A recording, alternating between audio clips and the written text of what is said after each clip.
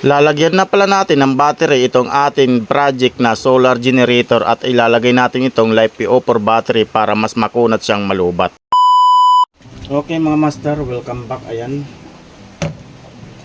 bubuksan na natin itong solar generator na ating project at ilalagay na natin dito yung battery na binuo natin na 100 kHz. Ayan, 12 volts. So kailangan natin itong buksan para mailagay natin dito yung battery. So umpisa na natin mga master.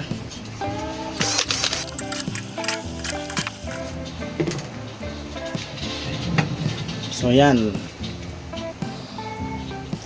Yeah. Okay.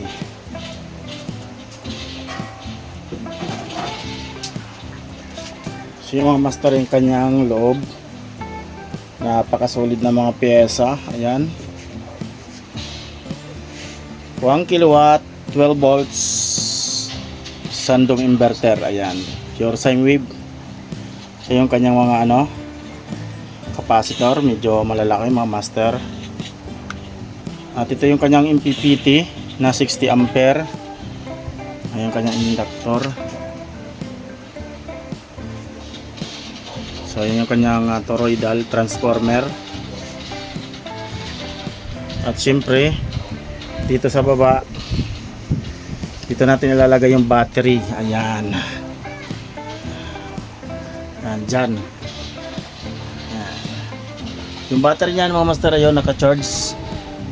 Ayan. Ayan. So sasalpak na natin dito para matapos na tayo, at pag na full charge papaship na natin sa may-ari. So ito po yung kanyang likod mga master. May tatlo siyang breaker para sa input ng AC, output ng AC, battery.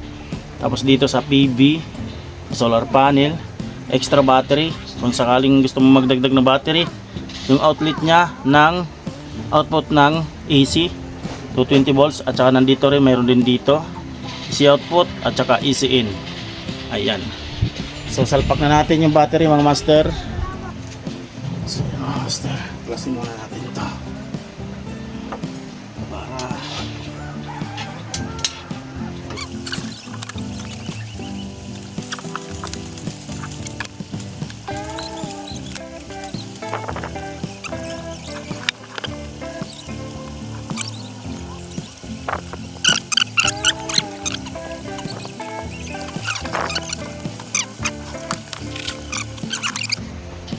so yun mga master, nailagay na natin ng pong kabilaan. Ayan, paikot. Ayan. So matibay na yan mga master.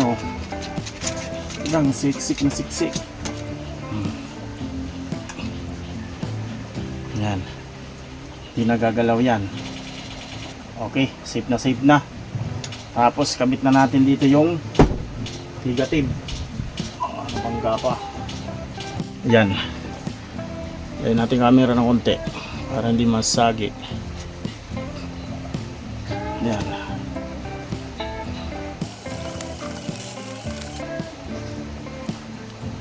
Ayun. So yan mga master, nilagay na natin yung positive at negative. Nakabit na natin. So unang-una buksan natin yung kanyang breaker. Muna natin yung gamit na sa gabay. Ayan, ito yung kanyang battery breaker. Ayan, DC breaker ng battery. Buksan natin. Yun, nakabukas na mga master, umilaw na. Ayan, kita nyo, umilaw na doon, PT. Tapos ikot natin. Ayan. Ayan, siyempre open natin.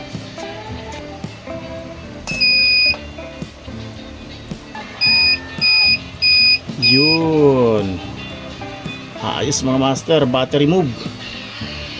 Ayan. So yung mga master, reset na natin kasi LiFePO4 battery yung gamit natin. Ayan, i-press lang natin to. Ayan. So ayon dito sa nakalagay sa ano, ayan, sa setting ay A0 working mode. Kung battery priority, yan, battery priority ay D3. Kung easy priority, ang galing sa Meralco ay D1. So dahil battery priority tayo, kaya D3 ang isisit natin. So kasunod, A1, yan, A1 easy charging current. Yan, okay na yan. Huwag na natin galawin. Tapos yung A2 14.6 dahil yung ating life offer ang gamit natin battery, so max charging ay 14.6 volt. Okay na yan.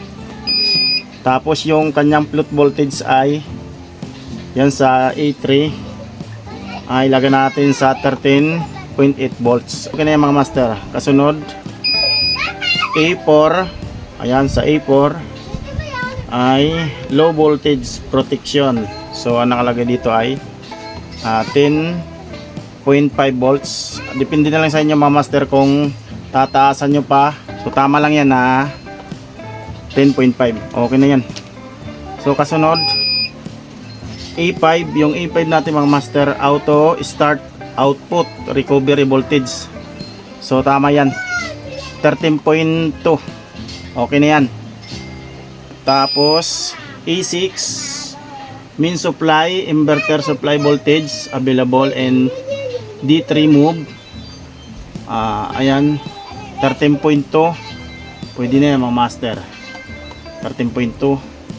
Tapos sunod A7, nakalagay dito inverter supply to main supply voltage available in D3 move. Ayan, so okay na yan, 11.0. Tapos kasunod A8, ayan, lagay natin 60 Hz. Tama yan, 60 Hz ang ilagay natin mga master. Okay na, hindi na natin babaguhin. Kasunod E9, syempre yung supply ng output natin ay 220, lagay lang natin 220 lang. Okay na yan mga master. Tapos set na natin. Ayan, press nyo lang mga master. Okay na. So okay na yan mga master. Ayan mga master, mayroon tayo ditong 12 volts na ilaw. Kasama na sa jato mga master, free na talaga sa jato. So testingin natin mga master.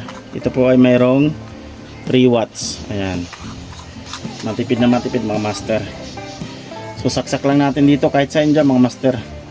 Isa lang ng output yan. Tapos i-on natin to.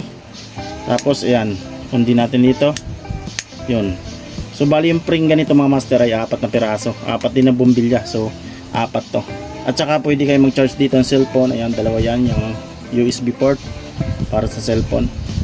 So mga master, testingin natin to kung gagana yung na yan. Ayan. Ayan. Yung output nya. Yun. Tumunog na. Ayan, gumana mga master. Charging na. Kabila naman. Ayun. Yun. I-charge. So okay siya mga master. Testingin naman natin mga master yung kanyang AC output. Ikot muna natin. Ayan. Okay. Itong AC output nya, taas lang natin mga master. Ayan. Ito kasi sa AC input. Halimbawa galing sa Meralco at walang araw, maulan, pwede kayo dito maglagay ng tapos saksak nyo sa Meralco, kaya magcha-charge na yung battery. So yung mga master, itong electric fan. So saksak natin electric fan mga master. Tapos on natin. Yun, ayos mga master. So gumagana yung kanyang outlet na 220. So yun mga master, okay na mga master. So mga master, takpan na natin, patayin muna natin, off muna natin. Ayan.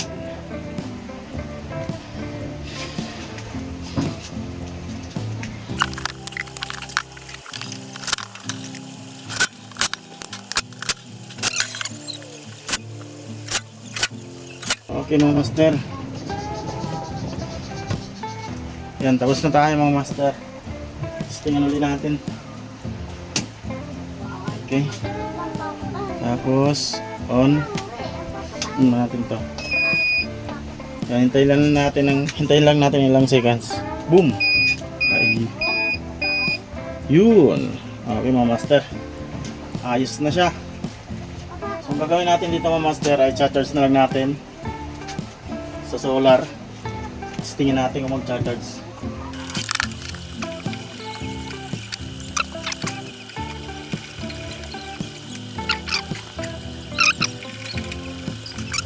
So dito makikita natin mga master.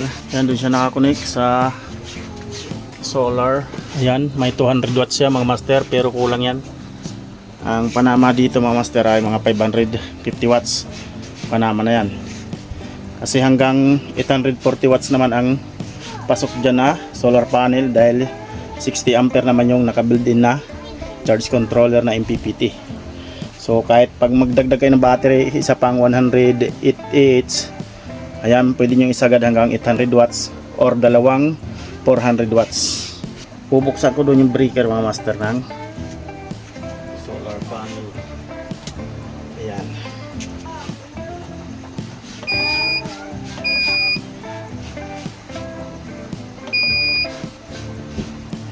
Okay na mga master, nagcha-charge na siya. So mahina kasi yung araw ngayon dahil makulimlim. Ayan. Makulimlim mga master. So makulimlim. Ayan, walang araw mga master.